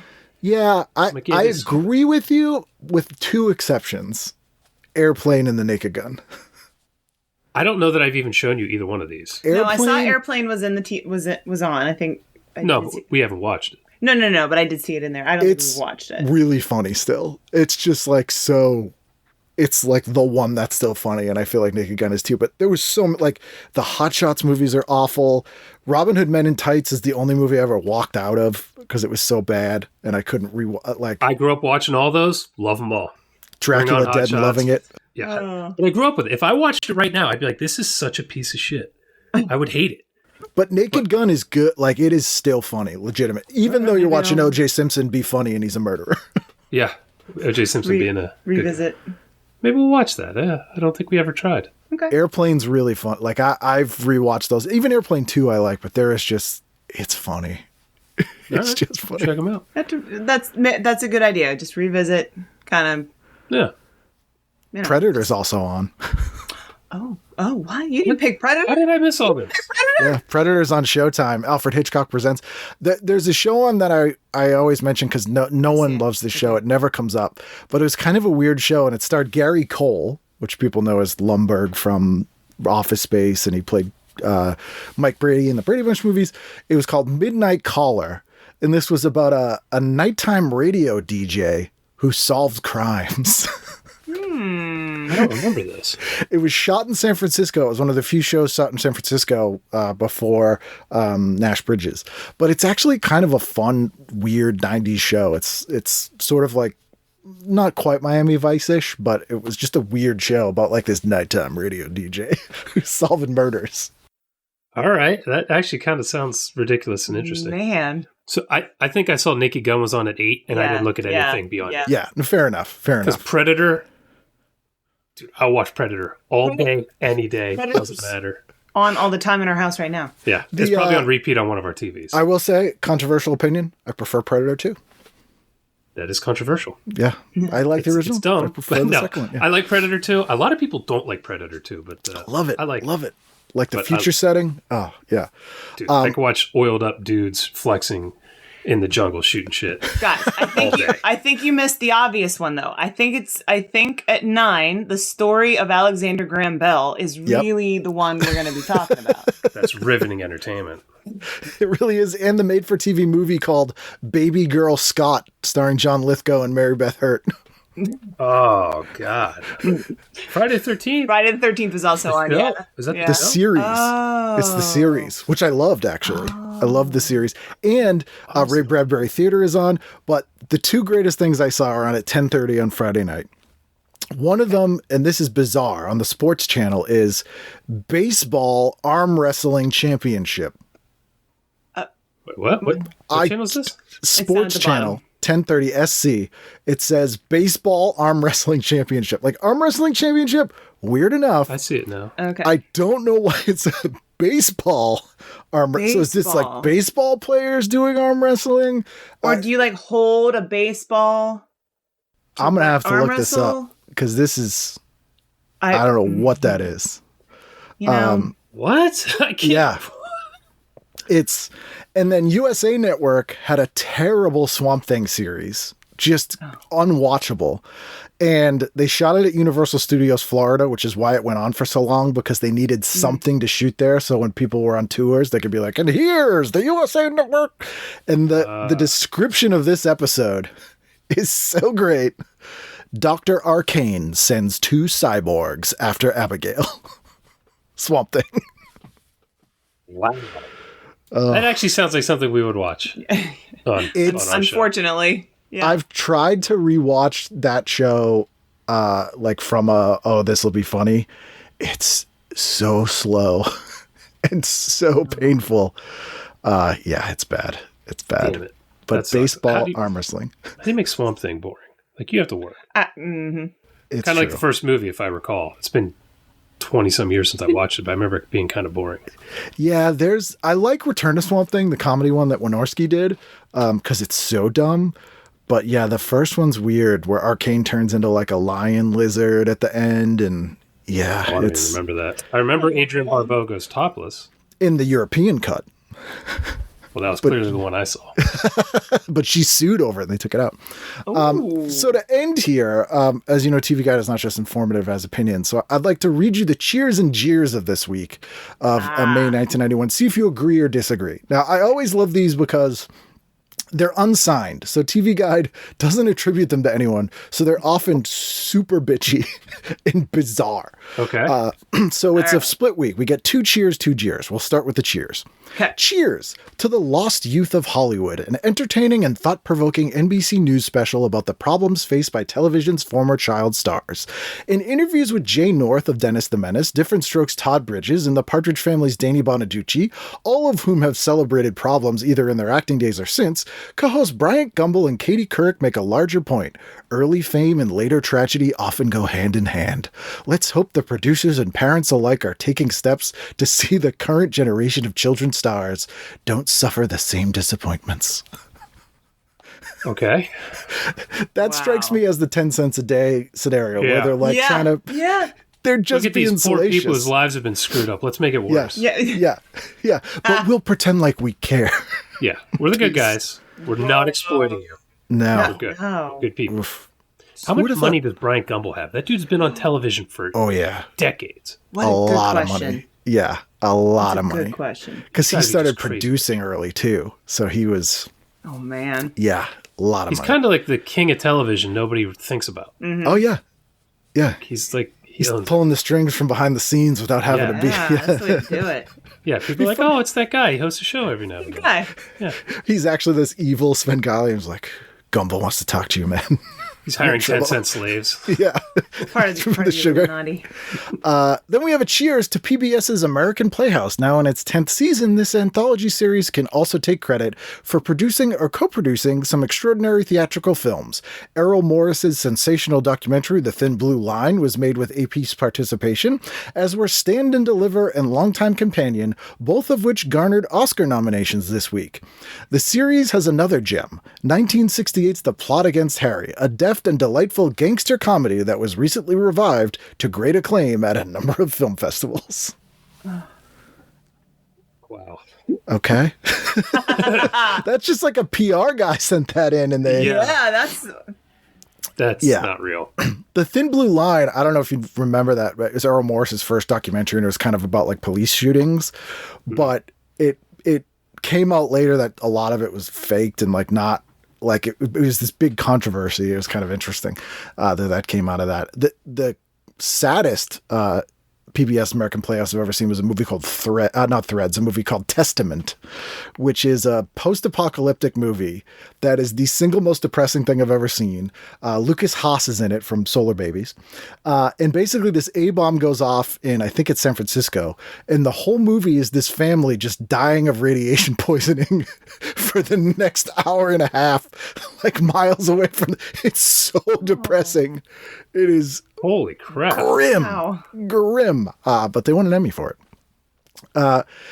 Right? Then we got two cheers. Two jeers rather. So this is them complaining. okay.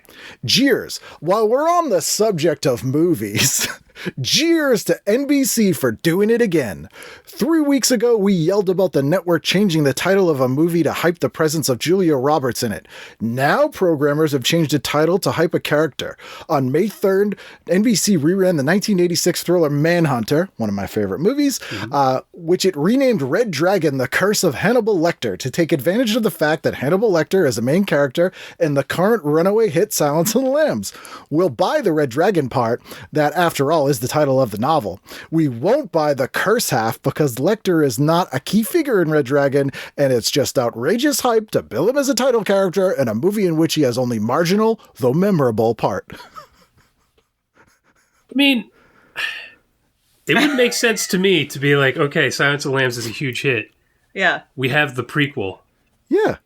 I'm going to put Hannibal Lecter in the freaking guide so people know what the hell it is. Yeah. And he's in it. It's not like he's not in it. Exactly. Yeah, I don't have a problem with that. I love people just being people, though. Yeah. Like Hannibal Lecter. Bitch about everything. Yeah, clearly. Yeah. I mean, and you had to take a lot more time to do this. Like, Oh, yeah. you know, you had to write in, I assume. Like, you would. Really pissed. You're going to get your really envelope mad. and get your stamp and address it and do. I mean, What's this you're- curse you're of Hannibal feeling- Lecter? Wait a minute. You're feeling a way about it. I love You're Manhunter. right. He's in it. Who cares? Yeah, Manhunter's such a good movie, and Brian Cox plays Hannibal Lecter, who people know now from Succession. I think he's a better Lecter. He seems like he could kick your ass. Anthony Hopkins doesn't. I love Brian Cox. I think He's amazing. he's menacing as hell in that movie. Like He's man. in Trick or Treat. I love him in that. Oh yeah, yeah. He's great. And finally, this is weird because we mentioned Silence of the Lambs being shot where you grew up. And I mentioned this show earlier. Jeers to NBC for deciding not to renew Hunter. Yes, after 7 seasons on the air, the ratings for this Fred Dreyer cop show have slipped. But that's not entirely the show's fault. Hunter was winning in its time slot handily on Wednesday nights. Moving it to Friday, a black hole for NBC these days, was the network's decision. Hunter himself is a rarity among today's primetime heroes. He's an uncomplicated and uncompromising action hero. A throwback to a simpler era. We're gonna miss him. I mean, this sounds like my complaints about shit now. I'm like, Reacher, it's simple. Guys are killing. Why'd you move it to Friday nights? Yeah. Now, this is a complaint that this shit used to drive me nuts. I remember they would they moved Monster Vision around. Yep. They moved the X-Files around. And it would screw with it. And it's like, you are teetering on getting these shows canceled because you're trying to make some other day more popular. Stop it. Oh, yeah. Stop. Imagine if they did it to movies. Like, you go to see a movie, and they're like, I know we said it was at 2:45, but it's playing tomorrow now. Yeah. Yeah. Yeah. Like, what are you talking about? Yeah, and then it'd be like, well, the movie failed, so you're not going to get a sequel, even though there's a cliffhanger. And it's like, well, it's your fault, you dickhead. Yeah, you killed it. You torpedoed this show. Yeah. Which, as much as I complain about TV now, I do like the fact that they'll greenlight whole series, so you almost always at least get a somewhat satisfying season of something. Except Netflix. Yeah. That's one of the big reasons we canceled Netflix, is we'd get into these shows, Yep. and it's been canceled. You know their model, though? Do you know why they do that? So I pitch shows and have friends that have worked there forever, so this shocked me. The Netflix model is about subscriptions. So if it doesn't matter how many people watch a thing, it's a failure if they don't get new people to sign up, because they want you to sign up, forget you signed up, and get charged every month for whatever. So they want new people.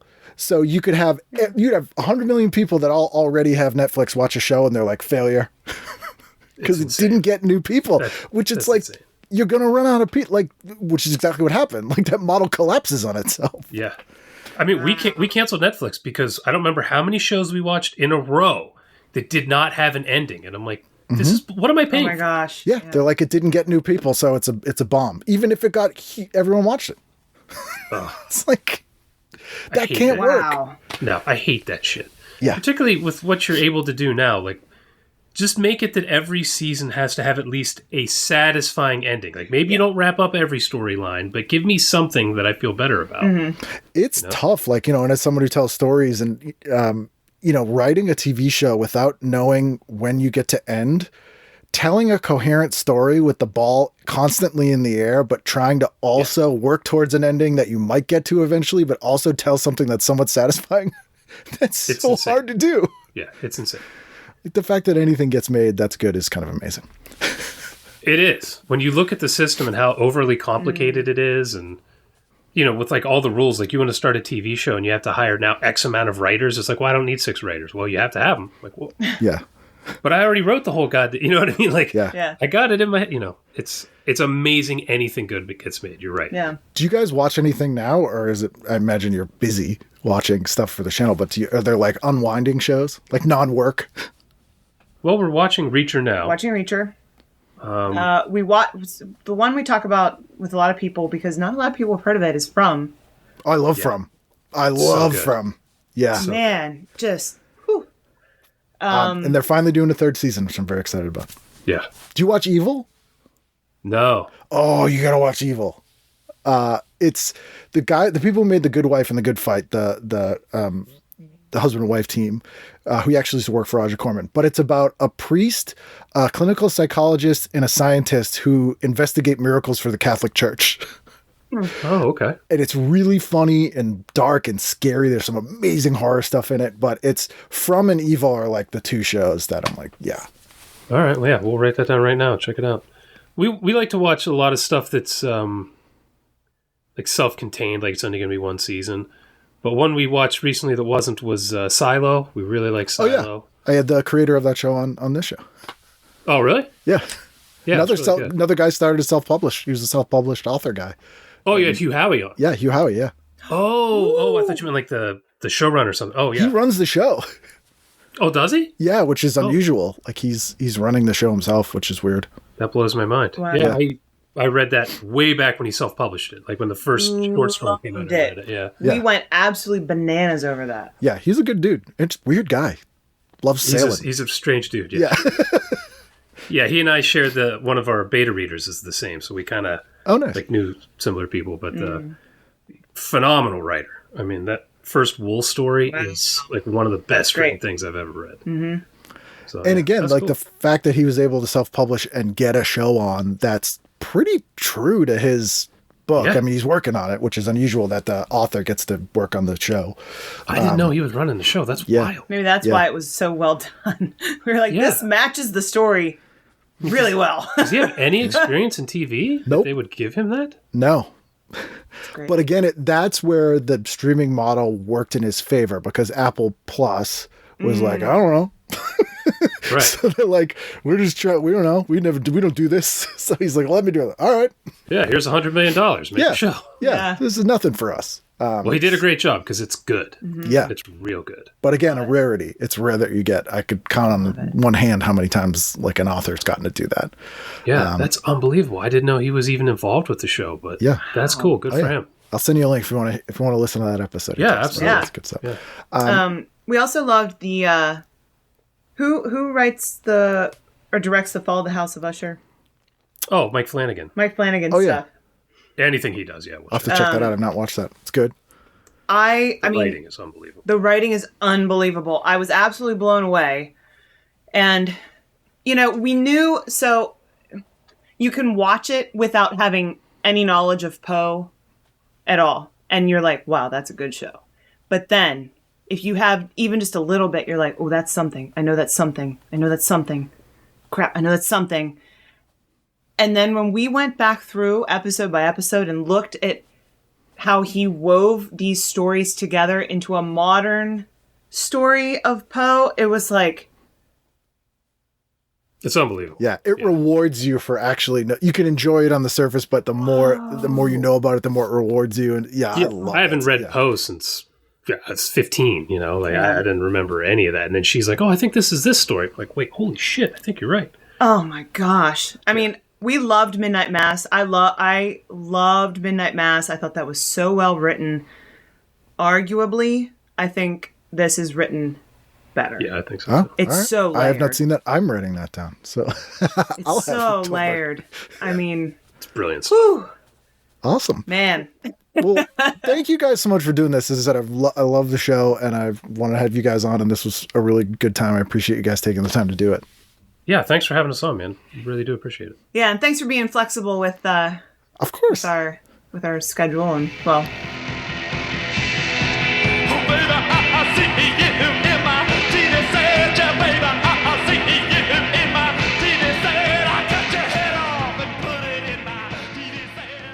There you go.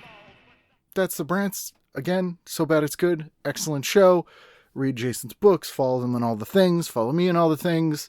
Be here next week of a brand new episode of TV Guidance Counselor, and I hope to see you then. What was my You didn't watch Cardiology Updates?